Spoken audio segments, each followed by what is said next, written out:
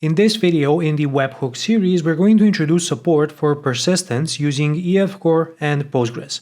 I'll show you how to track delivery attempts, whether they succeed or fail, and by the end of this video, we'll be one step closer to a production-ready Webhooks implementation. So this is where we left off in the previous video.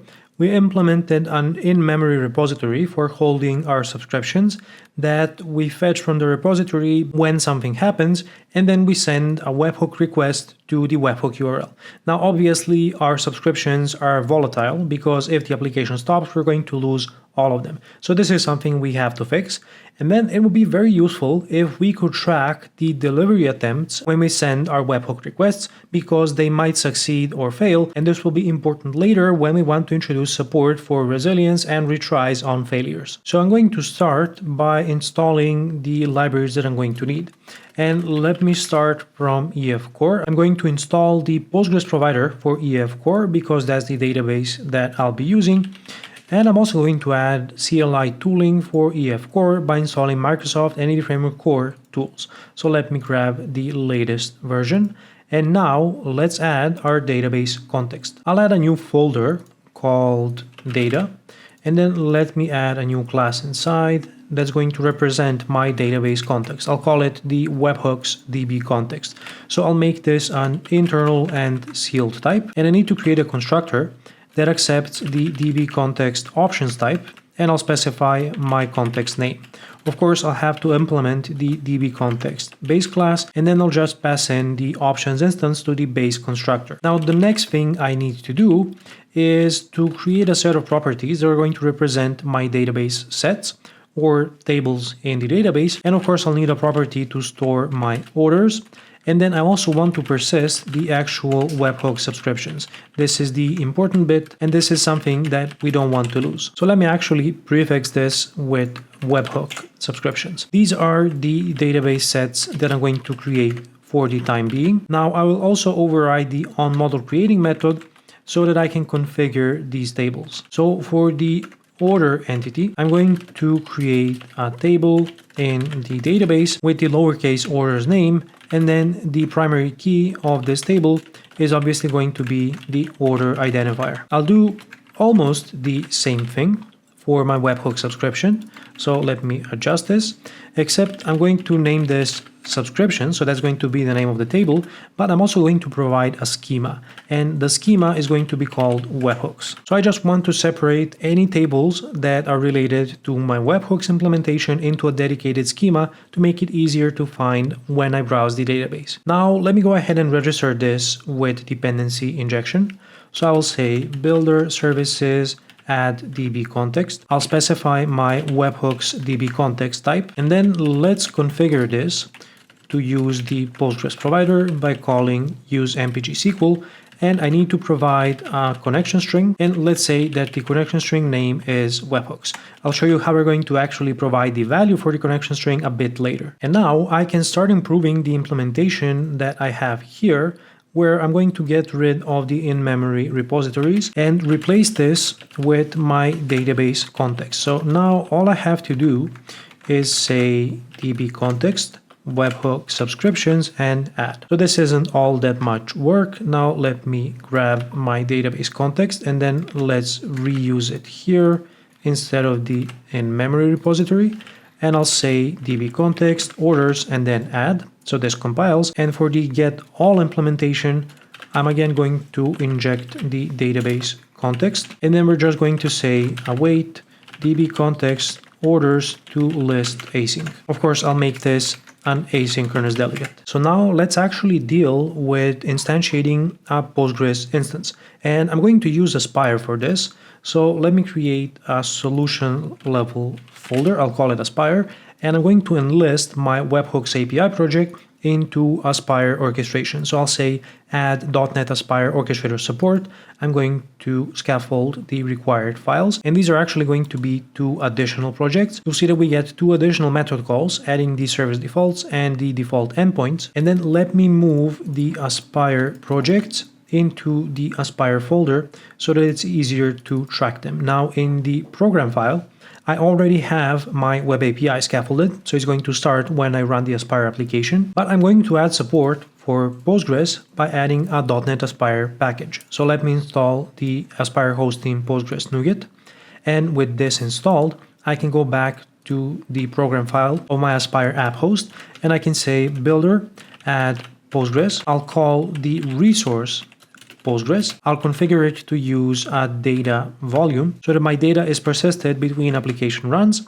I'm going to use pgadmin so that I can easily view the tables in my database. And then let's add a specific database called Webhooks. And this is going to create the respective connection string so that I can connect to this database when I start my application. Of course, I'll need to reference it from my Web API project, and I'll also tell this project to wait for the database to start, and this is enabled by the wait for command that was added in Aspire version 9. So now you'll notice that this name here, Webhooks, also matches the name of my connection string. And this is actually how I'm going to grab the connection string, because this will be wired up by Aspire. Now the next thing I want to do is get rid of any unnecessary code.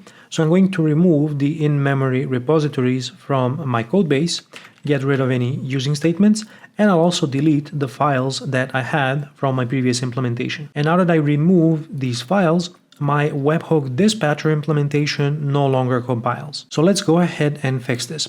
The first thing I'm going to do is remove the dependency on the HTTP client, and I'll instead use the HTTP client factory to obtain a client instance. And then instead of my in-memory repository, we're going to use our Webhooks database context. Let's call this the DbContext. And then let's see how we are going to implement this. So we need to fetch a set of subscriptions for a given event type. We can use the database context to select the Webhook subscriptions, filter them, and check if the event type is equal to the one that we have here, and then we can say toList async. Now, because I won't be updating these subscriptions, I can get a small performance improvement by using as no tracking. When it comes to the HTTP client, I'm going to wrap that in a using statement that's going to be short-lived, just for the lifetime of my iteration in the for each loop, and we're going to say HTTP client factory create client. And this will give me a disposable HTTP client that I can use to send a one-off request. The next thing I want to do is to make my payload strongly typed. So I can use a refactoring to convert my anonymous type to a named type. And I'm going to call this the Webhook payload. I'm going to move the scope to be whole solution. It's going to be a top level type, and I'm going to generate mutable properties. So let me create this type, and you can see the refactoring also updated the property assignments. Now let me just fix this. And now I have a Webhook payload type. I'll actually make this just a class, and I want to make it generic because my data is going to be a generic type. I'm also going to update the dispatch async method to be generic so that I can make the payload a strongly typed object. And now I'll update this to be Webhook payload and specify the generic argument. Let me move the Webhook payload into its own file, which I'm going to close down because we won't be needing it for the time being. And the next thing I want to introduce is support for storing the result of an HTTP request. This is going to return an HTTP response message that I can store in a variable, and this is how we will know if the response is successful or not. Now, I will need some sort of table in the database to actually store my delivery attempts. So let me create another entity for this in the models folder, and I'll call this the Webhook delivery attempt. I'll need a few properties here. Of course, I'll need an identifier to serve as a primary key, but I'll also need a foreign key to reference the actual Webhook subscription. So I will add a Webhook subscription property. We can also store the actual payload that we send as part of the delivery attempt. And then I'll store an integer that's going to represent the status code of the response. And let's actually make it explicit by naming this response status code.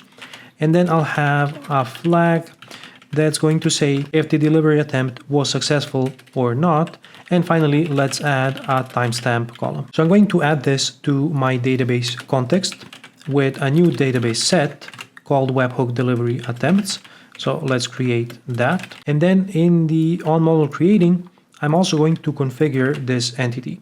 So the name of the table will be delivery attempts, in the webhooks schema with one adjustment, that my webhook delivery attempt has a webhook subscription. So this is just going to establish a foreign key, and the webhook subscription could have many delivery attempts, and the foreign key is going to be the webhook subscription ID. So this is going to create a foreign key and an index on this column in the database, which is going to speed up queries. So now I can go back to my webhook dispatcher, and I want to wrap my HTTP request into a try-catch statement. I'm going to rename my payload to explicitly say payload, and then I'll rename the method argument to be data. So let me pass in the data here. Then I'm also going to have another variable that's going to store the JSON payload as a string. So I'll say JSON serializer, serialize, and pass in the payload instance. And I'm finally ready to create